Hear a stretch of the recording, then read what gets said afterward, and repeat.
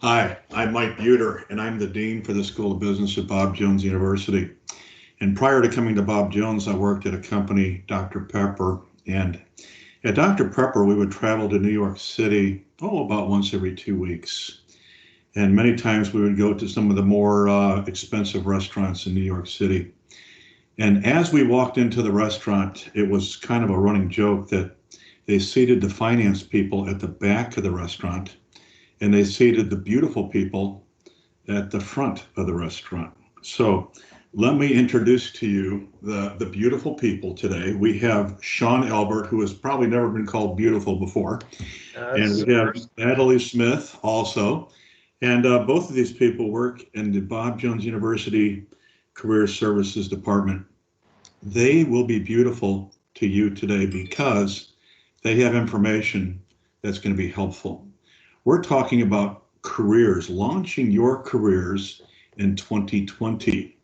And this is a very unusual year. So we have some very gifted and experienced people to help answer questions. So my role today is to kind of sit in the back of the restaurant, so to speak, but ask questions, interview, and let our more knowledgeable people answer some of these very important questions. We want to serve you. We want to help you. So let's begin with the first question, which is how has the situation changed in the last few months for graduates looking to get their first job after college? So team, kind of help me with this a little bit. How are things changed? Yeah, that's a great question. We've gone from one of the strongest economies in history, a market that really was ideal for job seekers, to now teetering on the edge of a global recession, record unemployment, and with fewer jobs and many more candidates, it's going to take a lot more effort to find a job. Mm. Yeah, some big changes taking place here. So based on that answer, talk to me a little bit about expectations that a student, a graduating student, soon to be graduating student, what kind of expectations should they have going forward? Yeah, you need to understand that your first job might need to be something that you may have never considered before, something different from what you majored in. You want to start cultivating the mindset of looking beyond your major to actually the jobs that fit your skills and your abilities. Your liberal arts education has prepared you actually to do many jobs that may only be slightly related to your major. And you want to start right now discovering what they are so you can be looking for those type of jobs. Okay. So based on the landscape that we have in front of us, uh, lay out for our group that's watching here, what's important for them? What should they really place a sense of importance on as they get ready to pursue a career? I Yeah, think Natalie's going to say a little bit about adaptability, and I think that's key right here.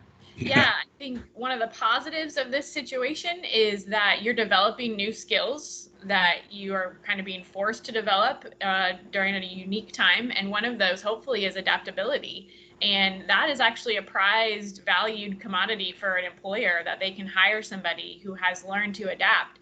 And what a great time right now. You're learning to pivot and adapt because you're having to say, I can't go the path I want to take, but that's not going to stop me. I'm going to pivot. I'm going to adapt. I'm going to find my path that I need to be on for right now. And an employer is really going to find that valuable. So you'll be able to hopefully articulate that on your resume for them.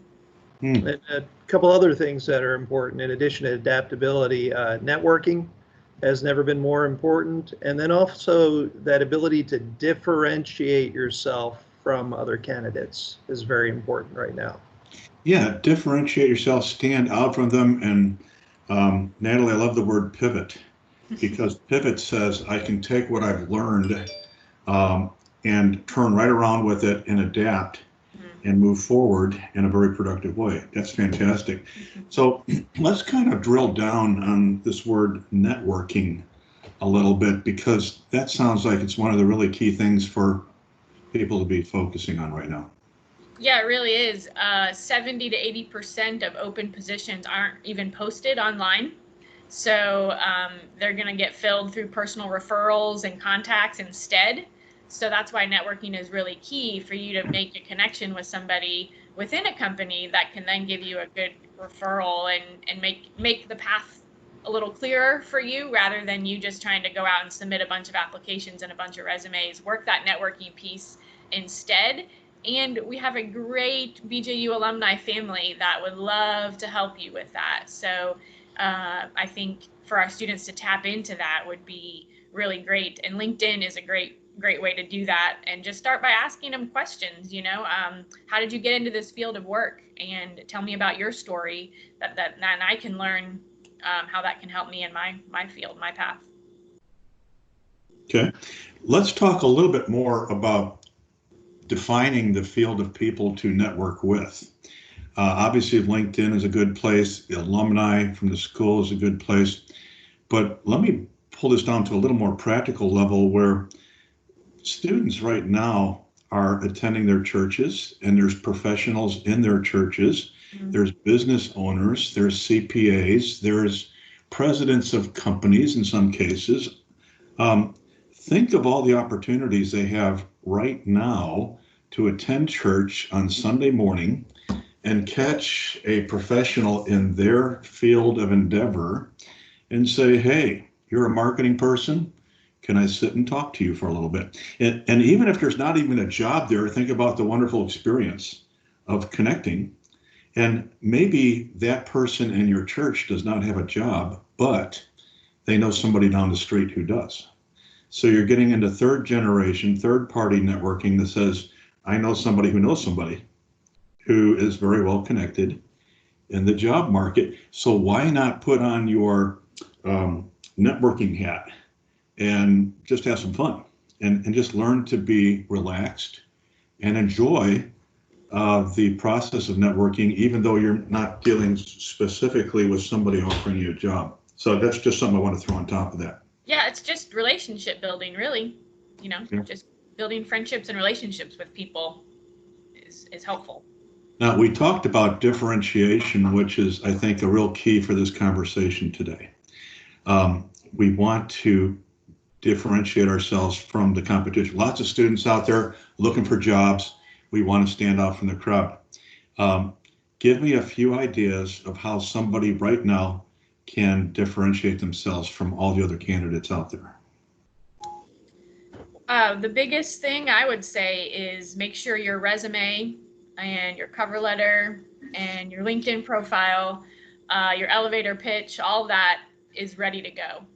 Make sure that it's all consistent, that if you are targeting a specific company or a specific field, a job, that it's all those things work together to target that job and that company.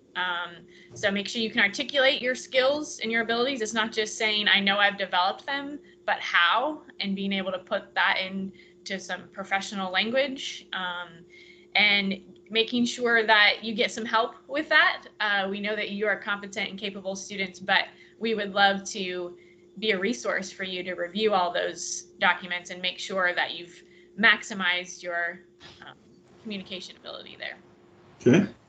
And I'd also add to that, this is a good time to leverage your social media presence. And by that, I mean two things. One, look at your social media based on, from an employer's perspective. If there's some unprofessional things on there, something that's going to lose you the job, get rid of that. We think of some of the Facebook, Instagram, some of those where we're a little more casual. Casual's fine. People understand people being people, but you don't want to lose a job. And people have for that. They've never gotten the interview. They never knew they never got the interview, but because it was something on their social media. So look at your social media from a prospective employer's perspective, and then use your social media to start posting about topics in your field and begin to demonstrate publicly that you've got some savvy in whatever area that you're interested in. Become known for some of your social media posts that show that you're a professional in your field and you've got some knowledge and you'll be a good candidate, and that will impress employers. I just had a couple of things to throw on top of that in terms of differentiation. One thing that really impresses an employer is if you have read every word on their website. And I say that a little bit facetiously, but basically, if you can just casually bring up things that you saw somewhere on a back page of their website that says, hey, I saw that you were having this issue, this problem with your competition. You're having a supply chain problem. Just a few references to give indication that you are a thorough person and you're serious. It's very refreshing to somebody who's interviewing. This can differentiate you. This can make you stand out. And I'll tell you one little lesson I learned when I was 16 years old. My dad said, okay, Mike, when you apply for your first job, he says, talk to the person, be courteous, be nice. But to kind of stand out, he says, as you stand up to leave, go to shake the person's hand. I'm not sure we're going to be shaking hands right now. We're more on the screen right now. But his comment is as you end the conversation, look at the person right in the eye and say, hey, I'm willing to work hard for you. If you hire me, I'll work hard for you. I've used that in every interview I've ever had, and it worked all but one time. We won't go to where it didn't work, but it works. Okay, just giving that eye contact and saying, hey, I will work hard. They don't hear that very often. And if you want to stand off in the crowd, say, hey, you know what? I'll work hard for you if you say yes. It seems to help quite a bit. Stuff. Now, let's switch to a different question that I think will have an interesting answer. This question says, what about a job that asks for years of experience that a student doesn't have yet? I love this question, and I'm very interested to hear your answer. What do you do when it requires years of experience? What do you say? So one of the things to remember about any job advertisement is that the requirements most of the time are for the ideal candidate and their dream candidate out there. And you need to figure out what it is that they're actually looking for. So if you can demonstrate to an employer that you're going to be a great employee without meeting absolutely every requirement, you may still get the job. Those requirements are just a quick filter to filter out candidates who won't be good employees for that particular position. But in most cases, many of those are negotiable. Yeah, and remember, you may have developed some of the years of experience through a class or a project or an internship. If they're looking for just 1 or 2 years of previous experience, you may not have that per se, but you may have what they're looking for through a class or a project or an internship that they would say, you know what, we'll count that towards related experience because you have experienced some of these things in a different setting that you'll bring with you to the job. In a way, this is kind of like going to the doctor, and the doctor says, oh, I just finished my residency. And it's like, oh. But the fun thing about that situation is the doctor who's just finished her residency or his residency is on the cutting edge of technology. They know exactly what the latest research is, and they bring that to the plate where somebody who's been around for 20 years may not have that. So that's just another way of reinforcing the fact that, hey, I am hardworking. And by the way, I'm a quick study. Use the word quick study. I can learn quickly, and I believe I can get the job done for you. And give them direct eye contact when you say that. Okay, that will add credibility to what you're saying here. So the next question is, there are companies and industries that are hiring. Where do you look? And this is where you guys work a lot. I mean, as far as where does a person go to look for these opportunities? Yeah, that's a great question, Mike. One of the common myths right now is there aren't any jobs right during this tricky time, but there are actually hundreds of companies that are hiring. So let me just take you to our career services website and kind of show you through this. You can get to this at careers.bju.edu. And if you go to the student page, we've got a lot of resources here for you. As we scroll down, you can see all the things we are glad to coach you on. You can click on here and make an appointment with any of our career services staff for any of this coaching, any of this help. We've got a well-trained staff that can help you. We'll be here all summer. So, we're here to help you But as you go down a little bit further, we've got a section called Things to Know Right Now. And in this section, we try to keep this current with all of the latest news. And you'll see right here, the latest one we posted just yesterday is current opportunities, who is hiring right now. And there you'll find some links to, in Greenville, 34 or 41 different companies that are hiring right now. There's some links, those include things like National Healthcare, QT and Spinks, International Vitamin, Allied Universal, Granger, Walmart, American Security, a whole range of companies that are right now looking to hire. There's also a couple other lists of over 100 national companies who are hiring for positions outside the Greenville area. So there are a lot of companies. Click on this article, look at the links there. There's more companies than you could probably apply to on there right now. So there are a lot of people hiring. And in relation to that, I would say if you find a company that is an awesome company that you would love to work for, but they don't have the position that you're interested in, they have a different position that you qualify for, consider taking that position, getting your foot in the door, and getting known by them. Because just as Natalie mentioned earlier, 80% of jobs openings are never posted. They're filled internally or by people who know people. And you can get your foot in the door in an excellent company. That can set you up for a great career right there. Let me just go a little bit further down and just show you on the website. We do have steps to getting a job here. Preparation is the beginning. Under each of these tabs, there are multiple resources. You can expand them and find multiple examples of resumes, lots of other resources for you, information on networking, information on job searching, including a link to our BJU Career Central job board and some hot jobs right here. And then over on the right here are many of the more popular job sites that you can just click on and get right to.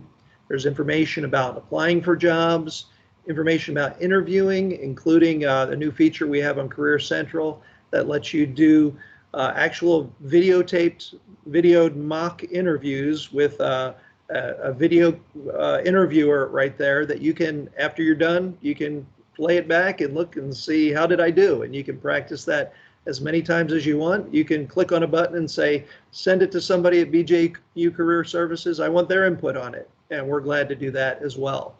So you can find all that information there in that interview box. And then we just have some tips at the bottom of the page right there. So that's all at careers.bju.edu. And we are constantly keeping this updated as a resource for you. So please check back often. Wow, that's a tremendous resource. You guys have been working hard. So let me swing the pendulum the other way. Okay, we're seeing all these opportunities that are starting to come, but let's just become negative for a second and say, what do I do if I can't find a job? Summer is, what can I do during the summer, especially if I can't find a job? Well, let me encourage you that you actually do have a job. Your full-time job is looking for a job. So put in 30 or 40 hours each week. And I'm serious about that. Put in that time to do the search, to network, to search, to do the research you were talking about, Mike, to look for that company that you just know everything about and you get really interested in. Like Sean, you were saying, I want to work for them, but they don't have a job posted. And I know that because I put time in researching them and I got to know what they're all about and I got excited. So that will take you time. So plan out an approach that includes all of those things. And while you're doing that, prepare for the market to continue to change rapidly. This job market is always changing. It's just changing a lot more right now. So don't think, oh, I did some work on Wednesday. Let me take Thursday off and take a break. No, something may pop up. Something may happen on Thursday that you might miss if you're not consistently putting time into this job search. So, and then if you've got some extra time, beside your full-time job search there, if you recognize you've got some lack of experience in a particular field, you can try to get an internship or even what we might call create an internship. There's a nonprofit nearby you or someone who needs some help. If you volunteer and then if you set some goals, record those goals, accomplish some real projects, do some real work, demonstrate some real skills, and then record that and put it on your resume. as a real experience. It doesn't have to be an official internship. That's good experience if you can demonstrate that. And then if you have other time, get some more training. If you still have some downtime, don't spend it all on Netflix. You can get certifications in Microsoft Office programs, in Adobe Creative Cloud programs, and project management, anything related to your field. And a lot of this training is free. There's Coursera, Khan Academy, Udemy, and then some others that are low cost, like LinkedIn Learning, places where you can go ahead and continue and actually be even more prepared when you're applying for a job. So I encourage you, use this time to your advantage. Don't squander it. You won't get it again probably for a long time. So use it to your advantage. Well, I have a question here that I think we've answered quite a bit already, but I'm going to ask it one more time here. It says, how can BJU Career Services help our graduating seniors in the job search? Well, first of all is our resources online, I would say. You can see we've packed it full of resources. So please go there and start there and then reach out. We know you're capable to do some of this work on your own, but we would love, I'll speak for myself, but I know Sean feels this way too. I would love more than anything to work with you personally, so reach out to us and we'll look at your resume, your cover letter, your LinkedIn. We'll help you prepare for a job interview, reviewing what you've done on Career Central, or I've done several mock interviews for students in the last couple of weeks, and even just general career coaching. Here's where my interests lie. How can I use this to pursue a job and a career path that I'll enjoy, take some steps to get there. So just realize that you've got the extra time to put into making all of this stuff really strong and maximize all of these things. And if you'll put in that time on your end and then share it with us, we'll help you hopefully make it the best it can possibly be. And that does take a little bit of time. Resume writing to do it well, and cover letter writing to do that well takes a good bit of investment. So you've got the time now to put into that, and then we'll partner with you to really make it the best it can be. Sean and Natalie, we've covered a lot of territory here in just a few minutes, but thank you very much for your help. As we wrap up here, just a final question here as far as any final thoughts that you'd like to offer as we wrap up our discussion today. Sure, this is more of a perspective on the time. I was thinking of Acts 8:1 the other day, how the world had changed for Christians back then. After the death of Stephen, there was this great persecution, and it uprooted and scattered Christians far and wide. And talk about a time when it was difficult to find a job. They were in the middle of that. And yet, we can look back and see from the Word of God that this was God's good and perfect plan to spread the good news of the gospel throughout the world. And just like back then, God is at work in these times, and we get to be a part of that. So it's not, we don't need to fear, and we don't need to despair. Trust God, and walk with Him every single day, and let Him use your life to push forward His plan. Fantastic. Well, students, listening audience, let me just say this as we wrap up here. We care about you, and we want to see God's blessing on your life. We want to give you as many tools as we possibly can to equip you to take the next step and launch out on a really great, successful career. Thanks so much for being with us today. Thank you. Thank you.